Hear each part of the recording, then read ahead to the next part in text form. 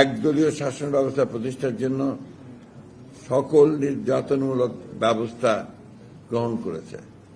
রাষ্ট্রের সকল প্রতিষ্ঠানগুলোকে দলীয়করণ করেছিল, রাষ্ট্রযন্ত্রকে সেই লক্ষ্যে অস্ত্র হিসেবে ব্যবহার করেছে। অর্থনীতিকে লুটপাট, বিদেশে টাকা পাচার, ব্যাংক লুট, শিক্ষা প্রতিষ্ঠানগুলোকে ছাত্রলীগের সন্ত্রাসীদের অভয়ারণ্যে পরিণত করেছে। শেয়ার বাজার লুট করেছিল, মাফিয়া তন্ত্র প্রতিষ্ঠা করেছিল। বিএনপি শুরু থেকেই এর বিরোধিতা করেছে। দেশনেত্রী বেগম খালেদা জিয়ার নেতৃত্বে অত্যাচার, নির্যাতন, হত্যা, গুম খুনের মধ্য দিয়ে সেই সংগ্রাম ও আন্দোলনকে দমন করতে চেয়েছে।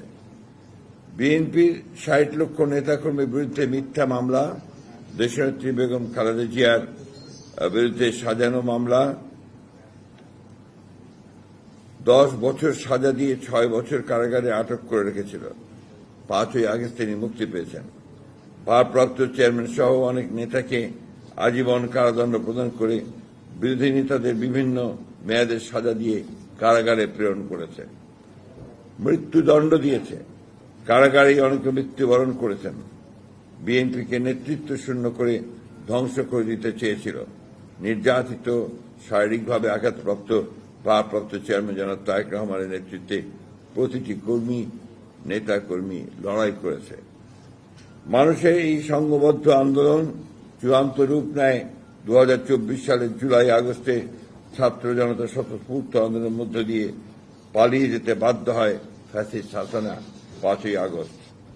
এই অভ্যুত্থানের ফলে মানুষের মনে নতুন আশা আবারও সৃষ্টি হয় এক নতুন গণতান্ত্রিক বাংলাদেশের।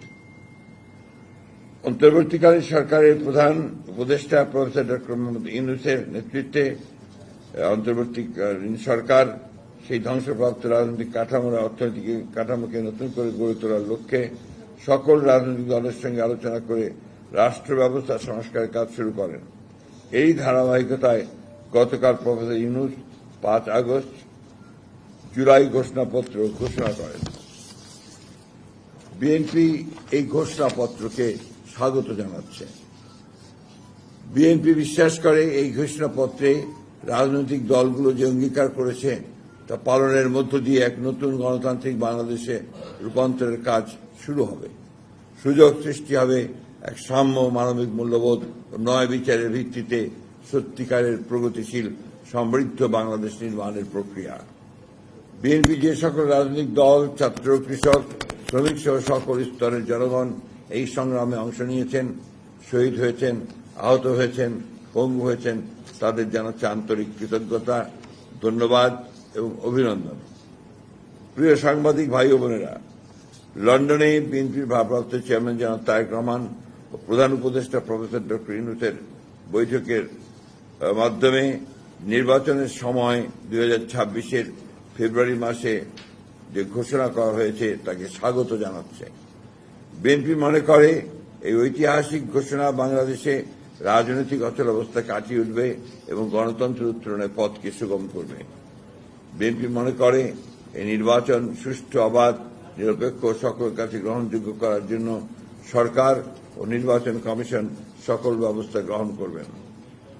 বিএনপি এই নির্বাচনকে সফল করে গণতন্ত্রকে প্রাতিষ্ঠানিক রূপ দেওয়া এবং একটি কার্যকরী জাতীয় সংসদ গঠনের জন্য সকল রাজনৈতিক দল ও জনগণের প্রতি উদাত্ত আহ্বান জানাচ্ছে। বিএনপি আবারও গণতন্ত্রের এই সংগ্রামে যারা প্রাণ দিয়েছেন তাদের প্রতি শ্রদ্ধা, যারা আহত হয়েছেন তাদের প্রতি সহানুভূতি এবং তাদের আরোগ্যের জন্য পরম করুণাময়ের কাছে প্রার্থনা করছে।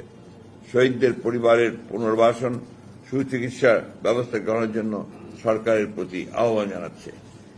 বিএনপি দীর্ঘ 8 বছর গণতান্ত্রিক আন্দোলনে সফলতার সঙ্গে নেতৃত্ব দেওয়ার জন্য জনাব তারেক রহমানকে আন্তরিক ধন্যবাদ ও কৃতজ্ঞতা জানাচ্ছে।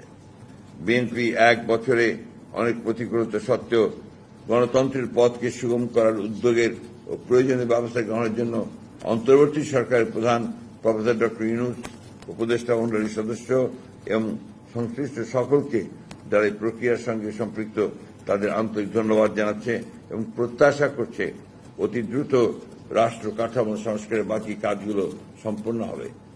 আসুন আমরা স্বাধীনতার ঘোষক শহীদ প্রেসিডেন্ট জিয়াউর রহমানের যে স্বপ্ন সমৃদ্ধ বাংলাদেশ, দেশনেত্রী বেগম খালেদা জিয়ার আজীবনের যে সংগ্রাম, গণতান্ত্রিক বাংলাদেশ এবং আমাদের তরুণ নেতা তারেক রহমানের আধুনিক মানবিক গণতান্ত্রিক বাংলাদেশের যে স্বপ্ন, তাকে আমরা বাস্তব করে তুলি, জনগণের আশা আকাঙ্ক্ষা পূরণ করি।